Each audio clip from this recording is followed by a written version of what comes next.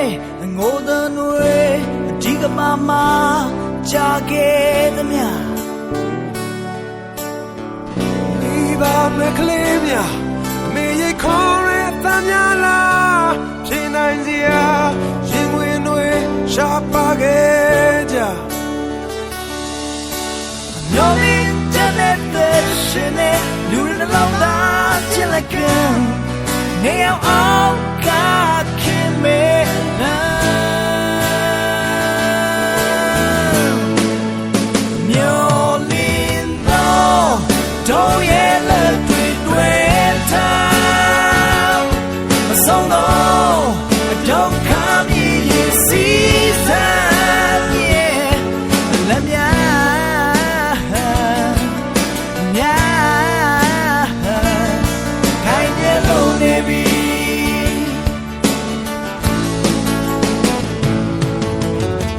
စာလောင်မှုများနဲ့ဒါဒီကဆို